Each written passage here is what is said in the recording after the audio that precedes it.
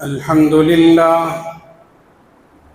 لله نحمده ونستعينه ونستغفره ونؤمن به ونتوكل عليه ونعوذ بالله من شرور أنفسنا ومن سيئات أعمالنا من يهده الله فلا مضل له ومن يضلله فلا هادي له ونشهد أن لا إله إلا الله ونشهد أن محمدًا عبده ورسوله أما بعد فإن خير الحديث كتاب الله وخير الهدي هدي محمد صلى الله عليه وسلم وشر الأمور محدثاتها وكل محدثة بدعة وكل بدعة ضلالة وكل ضلالة في النار فأعوذ بالله من الشيطان الرجيم بسم الله الرحمن الرحيم فأما إن كان من المقربين فروح وريحان وجنة نعيم برادران ملت، معزز سامعین اور ملت اسلامیہ کے نوجوانوں،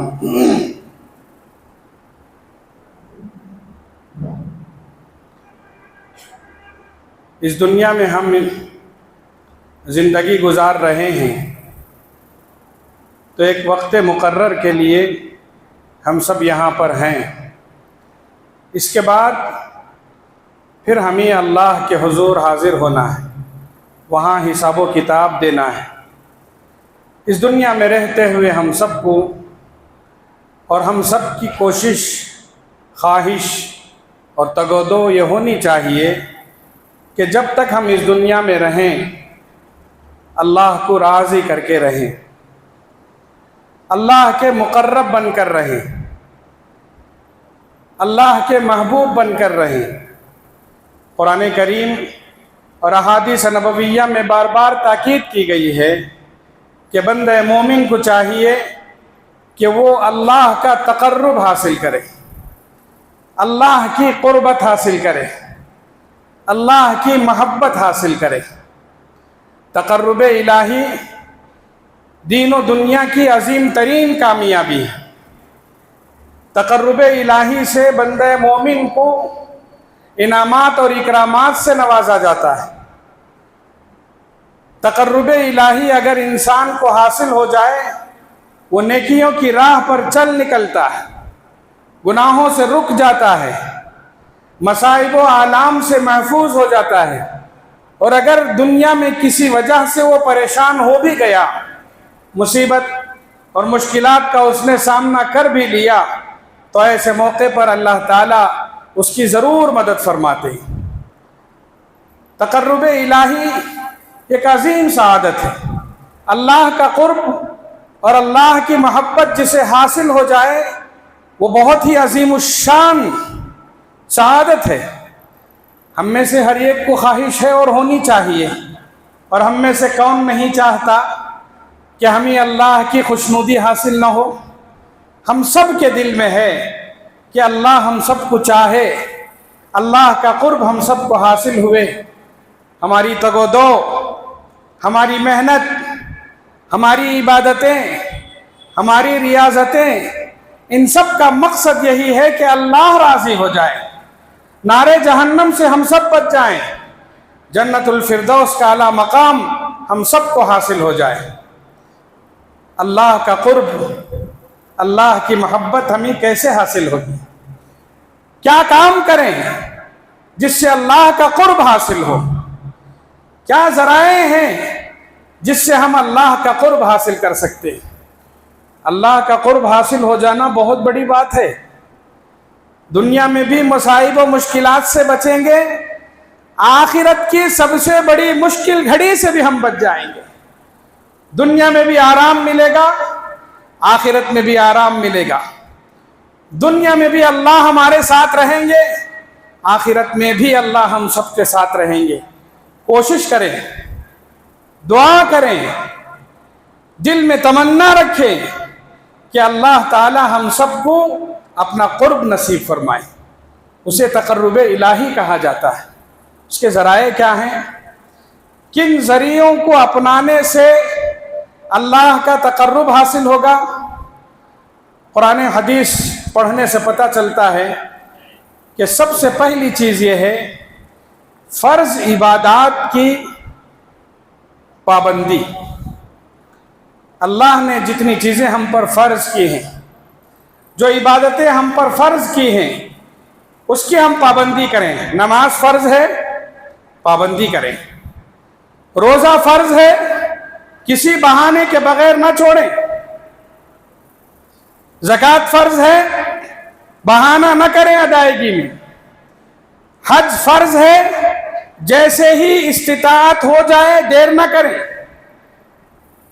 فرائض کی ادائیگی، اور صرف ادائیگی نہیں کہ آئے ہم نے نماز پڑھ لی، آئے ہم نے 2-4 سجدے کر لیے چلے گئے، بلکہ کہا اس نماز کا کوئی فائدہ نہیں جو صرف ادا کرے۔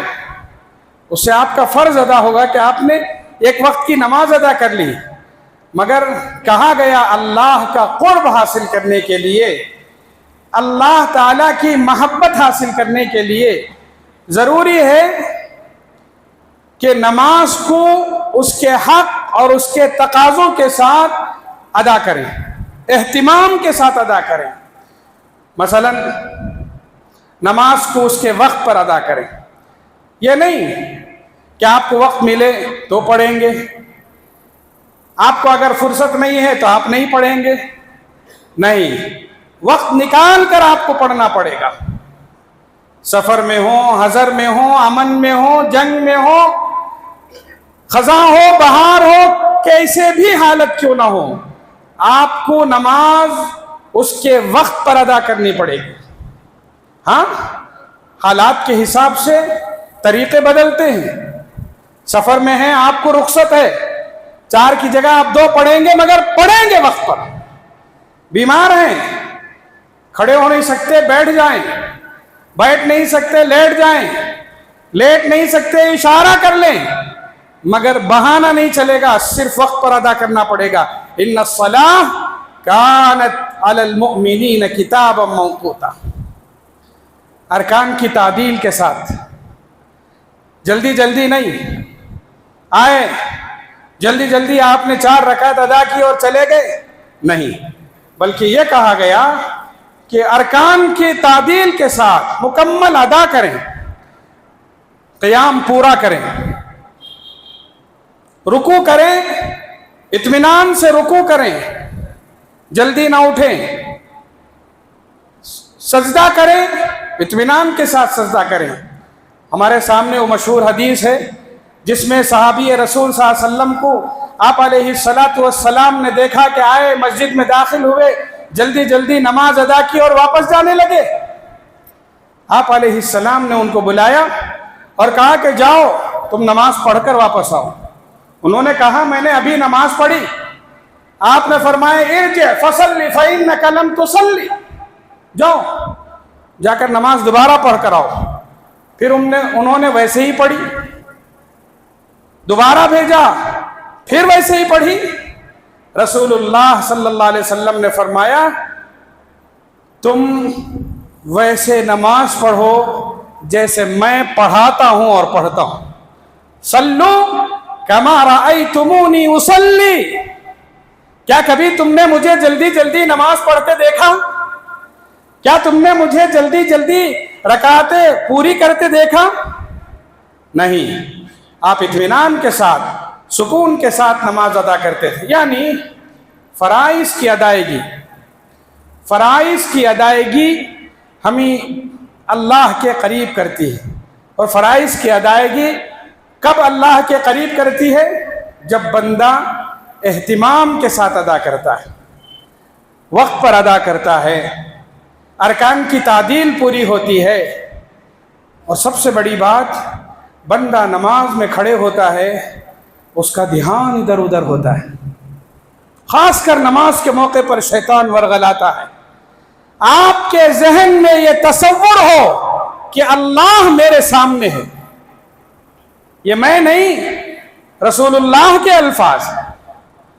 ہمارا ذہن، ہماری توجہ، ہمارے خیالات، ہمارا دماغ، ہمارے اعضاء و جوارح سب ایک طرف ہوں، نگاہیں جھکی ہوئی ادب کے ساتھ، خیالات یکجا کر کے اس تصور کے ساتھ کہ وہ رب العالمین جس نے اس دنیا کو پیدا کیا، جو ہمارا پالنہار ہے، جو ہمیں رزق دیتا ہے، جو ہمیں صحت دیتا ہے، جو ہمیں زندگی کے ہر معاملات کو سنبھالتا ہے، وہی اللہ، اسی کے سامنے ہم کھڑے ہوئے ہیں، اس کے ہم پر احسانات ہیں، ہم اس کے سامنے کھڑے ہوئے ہیں۔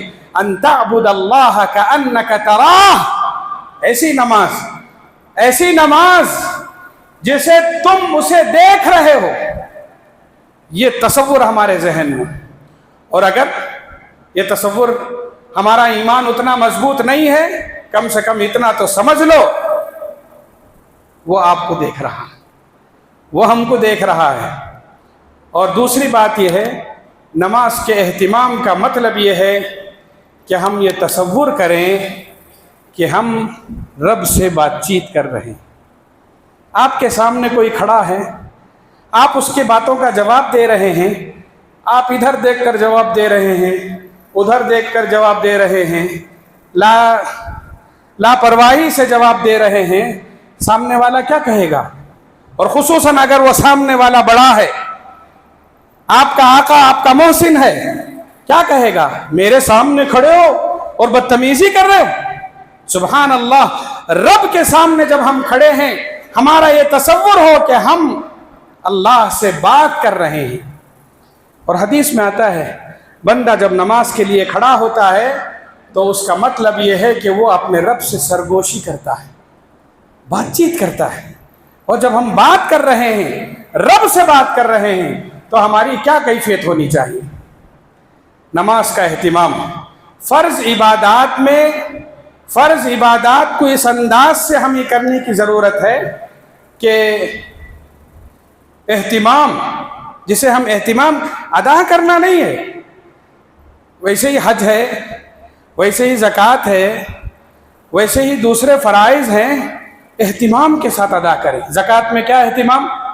آپ اہتمام کریں کہ آپ کے اندر دینے کے بعد غرور، تکبر اور ریاکاری کا جو جذبہ آتا ہے وہ ختم ہو، دل میں ارادہ ہو کہ اللہ میرے اس زکوٰۃ سے میرے مال میں برکت دیں گے، میرے اللہ میرے اس مال کی وجہ سے میرا مال پاک کریں گے، میرے رب میرے اس مال کی وجہ سے میرے فرض کی ادائیگی کریں گے۔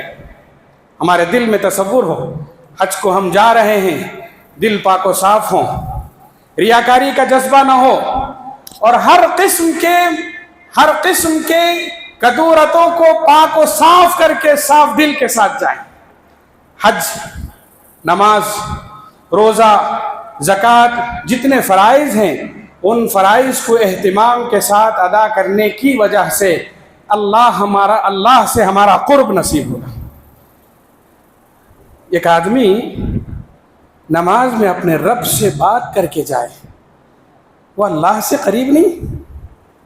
دنیا میں معمولی کسی بڑے آدمی سے اگر ہم نے بات کر لی اور 4 آدمیوں نے ہمیں دیکھ لیا تو وہ کہتے ہیں وہ تو تمہارے قریب ہیں، وہ تمہارے مقرب ہیں۔ اللہ جب دنیا کے لوگوں سے ایک مرتبہ ہماری بات چیت ہو گئی، لوگ کہنے لگتے ہیں کہ تم تو ان کے نزدیک ہو، ہم تو 5 وقت اپنے رب العالمین کے سامنے بات کر رہے ہیں، ہم اللہ سے کتنے قریب ہوں گے؟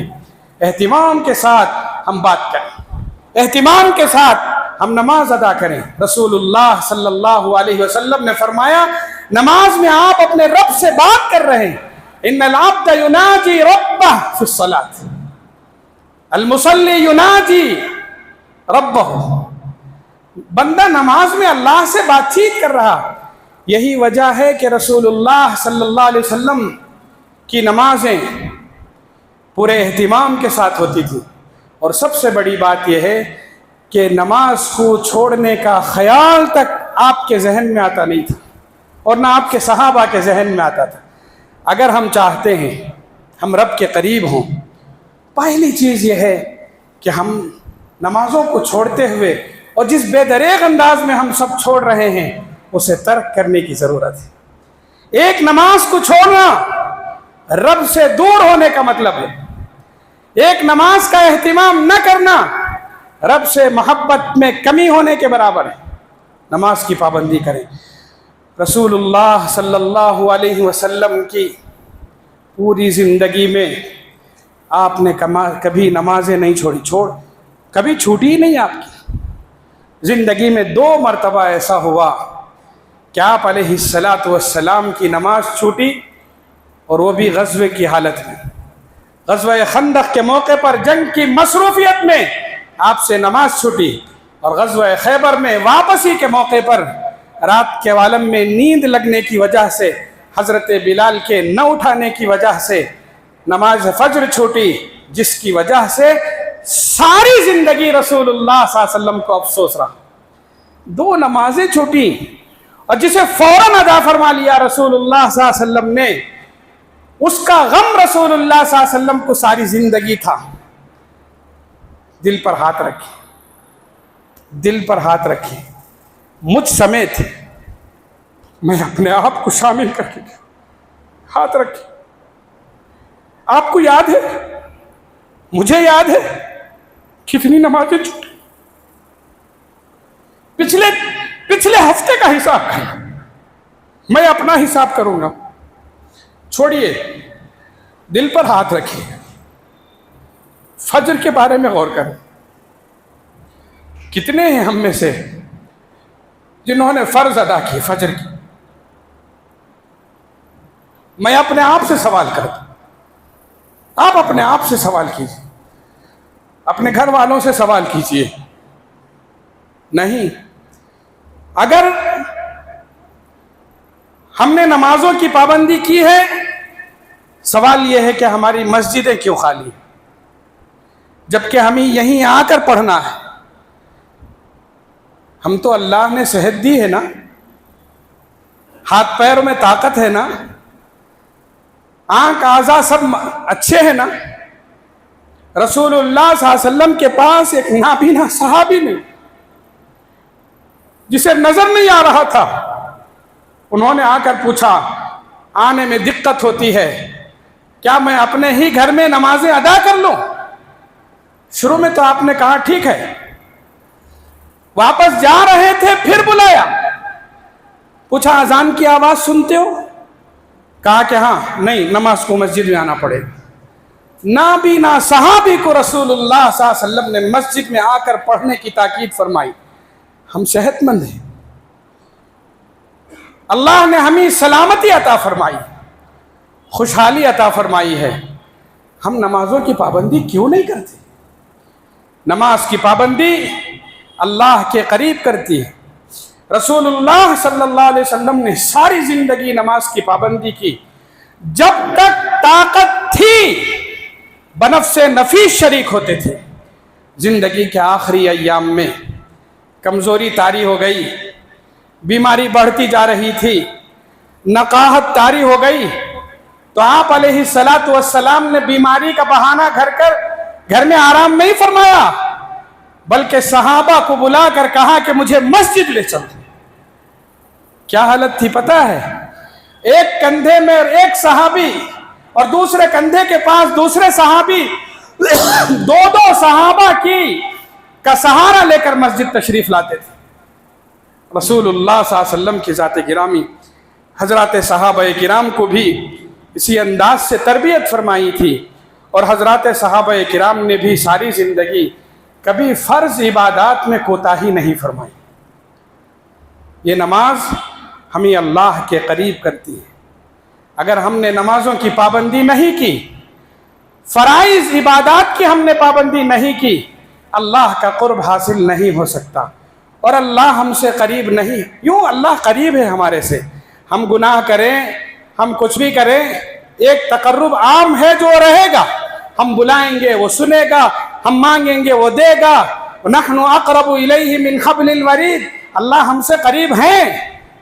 مقرب کون ہے؟ سب سے زیادہ قریب کون ہیں؟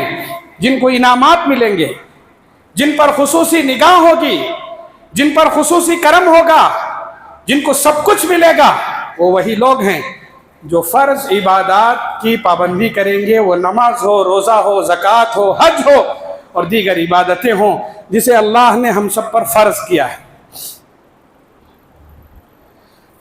فرائض اللہ کے قریب کرتے ہیں، ساتھ میں سنن اور نوافل اللہ کے مزید قریب کرتی ہیں، بہت زیادہ قریب کرتی ہیں، اللہ سے اللہ کی محبت دل میں ڈال دیتی ہیں۔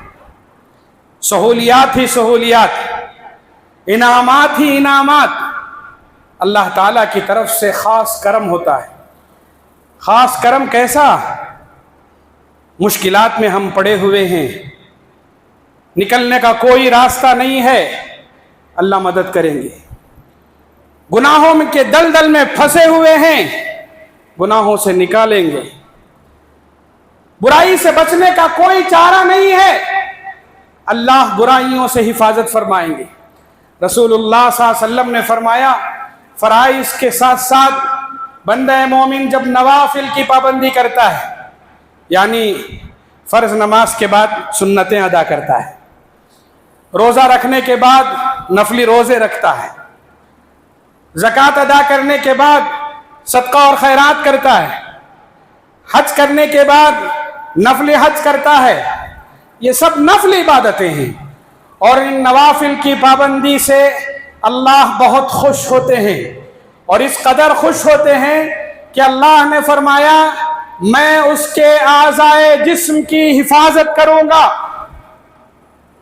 میں اس کا کان بن جاتا ہوں جس سے وہ سنتا ہے، میں اس کی آنکھ بن جاتا ہوں جس سے وہ دیکھتا ہے، میں اس کا پیر بن جاتا ہوں جس سے وہ چلتا ہے، اور وہ جو مانگتا ہے میں اسے عطا کرتا ہوں، اور جب وہ مشکل میں گر جاتا ہے تو اس کی حفاظت میں کرتا ہوں۔ کیا مطلب اس کا؟ مطلب یہ ہے کہ ہماری نگاہوں کی اللہ ایسے حفاظت کریں گے کہ یہ نگاہ کہیں نہیں بھٹکے، ہمارے ان پیروں کے اندر اللہ ایسی ہدایت عطا فرمائیں گے یہ غلط راہ پر چلے گا ہی نہیں، اس کان کے اندر ایسی ہدایت دیں گے کہ یہ کان غلط بات سنیں گے ہی نہیں، ہمارے ہر عضو کی اللہ حفاظت فرمائیں گے۔ اور سب سے بڑی بات یہ ہے کہ اگر ہم مشکل میں گر گئے، اللہ ہماری مشکلات میں ہم سب کی حفاظت فرمائیں گے۔ نفل فرض ادا کر لیا ہم بھاگ جاتے ہیں، فرض ادا ہو گیا ہم خوش ہو جائیں، یقیناً خوشی کی بات ہے، اللہ نے توفیق دی کہ ہمارے سے فرض ادا ہو گیا، مگر فرائض کی ادائیگی کے ساتھ ساتھ نوافل کی پابندی اللہ تعالی ہم سب کو قریب کرتے ہیں۔ نوافل ضرور ادا کریں، نماز کے بعد کی جو سنتیں ہیں اسے ضرور ادا کریں، دیگر عبادات میں جو نوافل ہیں ان سب کو ضرور ادا کریں۔ نفل عبادات میں سب سے اہم جو نماز ہے وہ تہجد کی نماز ہے، اس کی پابندی کریں۔ تہجد کی نماز کی پابندی اللہ کے بے انتہا قریب کرتی ہے۔ آپ جانتے ہیں اللہ نے تہجد کی نماز پڑھنے والوں کے لیے وہ نعمتیں رکھی ہیں جس کے بارے میں فرمایا گیا کہ تم تصور بھی نہیں کر سکتے، ایسی نعمت جسے کسی آنکھ نے نہیں دیکھا، ایسی نعمت جسے کسی کان نے نہیں سنا، اور ایسی نعمت جو کسی دماغ میں بھی نہیں آ سکتی، ایسی نعمتیں اللہ تعالیٰ نے ان لوگوں کے لیے رکھی ہیں جو تہجد کی نماز پڑھتے ہیں۔ رسول اللہ صلی اللہ علیہ وسلم نے ساری زندگی اس نماز کی پابندی فرمائی اور صحابہ کرام کو تاکید فرمائی، تو صحابہ کرام نے اس نماز تہجد کی مکمل پابندی فرمائی۔ دو باتیں سمجھ میں آئیں، فرائض کی پابندی، نوافل کی پابندی، یہ دو پابندیاں ایسی ہیں جس کی وجہ سے بندہ مومن اللہ کے قریب ہو جاتا ہے، اور اس قدر قریب ہوتا ہے کہ اللہ اس سے محبت کرنے لگتے ہیں، اور اتنی محبت کرتے ہیں کہ اس بندے کو تکلیف میں دیکھنا اللہ گوارا ہی نہیں کرتے، ہماری تکلیف اللہ کو گوارا ہی نہیں، ہماری مشکل اللہ کو گوارا ہی نہیں، اس لیے ضرورت اس بات کی ہے کہ ہم سب فرائض کی پابندی کریں، نوافل کی پابندی کریں۔ اس کے علاوہ ذکر ہے، اللہ کا ذکر۔ میں نے اس سے پہلے تفصیل سے ذکر کیا ہے کہ ذکر کیسا ہوتا ہے۔ صرف ایک جگہ بیٹھ کر اللہ اللہ کرنا ہی ذکر نہیں، وہ ذکر کی ایک قسم ہے، اسے کرنے کی ضرورت ہے اور کرنا چاہیے۔ میں انکار نہیں کر رہا ہوں، آپ بیٹھے میں نے اس سے پہلے آپ کے سامنے سبحان اللہ کے فضائل بیان کیے، الحمدللہ کے فضائل بیان کیے، دعاؤں کے فضائل میں نے بیان کیے ہیں، صبح اور شام کی فضیلتیں میں نے بیان کی ہیں، سب ذکر میں شامل ہیں۔ ذکر کے جتنے اقسام ہیں، چلتے پھرتے اٹھتے بیٹھتے ان کی دعائیں، یہ دعائیں سونے جاگنے کی دعائیں، اس کے علاوہ احکامات الہیہ کے مطابق زندگی گزارنا، قرآن کی تلاوت کرنا، سب ذکر میں شامل ہے۔ اگر ہم نے ذکر کیا اللہ تعالیٰ خوش ہوتے ہیں۔ کتنا خوش پتہ ہے؟ اس قدر خوش کہ اللہ نے فرمایا بندہ اگر اپنے دل میں مجھے یاد کرتا ہے میں بھی اسے اپنے دل میں یاد کرتا ہوں، بندہ اگر اپنوں میں مجھے یاد کرتا ہے میں بھی اس سے بہتر جماعت میں اسے یاد کرتا ہوں۔ اللہ یاد کریں گے ضرور۔ میں نے وہ حدیث اس سے پہلے شاید کبھی سنائی ہو، فرشتے جب زمین سے نکل کر آسمان کی طرف جاتے ہیں، خصوصاً وہ فرشتے جو عبادت کی مجلسوں سے جاتے ہیں، اللہ ان سے پوچھتے ہیں کہاں سے آ رہے ہو، کہاں سے آ رہے ہو؟ اللہ کا سوال اس کا مطلب یہ تو نہیں کہ اللہ نہیں جانتے، اللہ جانتے ہیں کہاں سے آ رہے ہیں، مگر سوال اس لیے کر رہے ہیں، یہ بتانا چاہتے ہیں کہ دیکھو میرے بندے کو وہ کیا کر رہا تھا اور میری خوشی دیکھو کہ اس بندے سے میں کتنا خوش ہوں۔ اللہ ایک ایک سوال کرتے ہیں اور پھر اس حدیث کے آخر میں کیا کرتے ہیں؟ اللہ فرشتے کو گواہ ٹھہرا کر کہتے ہیں جاؤ میں نے ان کو معاف کر دیا۔ اللہ معافی کا اعلان اس بندے کو کرتے ہیں جو بندہ اس دنیا میں ذکر کرتا ہے، ذکر کی مجلسیں سجاتا ہے، اپنے دل میں اللہ کو یاد کرتا ہے، چلتے پھرتے اٹھتے بیٹھتے سبحان اللہ الحمدللہ اللہ اکبر کہتا ہے، دعائیں کرتا ہے، رب سے مناجات کرتا ہے، التجائیں کرتا ہے، اپنے رب کو یاد کرتا ہے، اللہ اس کے ذکر سے خوش ہوتے ہیں اور اس قدر خوش ہوتے ہیں کہ اللہ اسے اپنے قریب کر لیتے ہیں۔ اور جب اللہ کے قریب ہو گئے بندہ تو اللہ سے جب بھی کوئی چیز مانگتا ہے اللہ اسے عطا کرتے ہیں۔ عطا کیا کہ نہیں؟ حضرت ایوب علیہ السلام اپنی بہت زیادہ بیماری کے باوجود رب سے مانگا تو شفا دیا۔ زکریہ علیہ السلام زندگی کے آخری عمر تک بھی اولاد نہ ہوئی، دعا مانگی اللہ نے عطا کی۔ رسول اللہ صلی اللہ علیہ وسلم نے زندگی کے مختلف موقعوں پر، مشکل موقعوں پر رب سے دعا مانگی، اللہ نے پورا کیا۔ وہ اللہ کو یاد کرنے ہی کی فضیلت تھی، برکت تھی کہ جب اللہ سے ہم مانگیں گے اللہ عطا فرمائیں گے، مشکلات میں بھی اللہ تعالیٰ عطا فرمائیں گے، تکلیف کے موقع پر بھی اللہ تعالیٰ عطا فرمائیں گے۔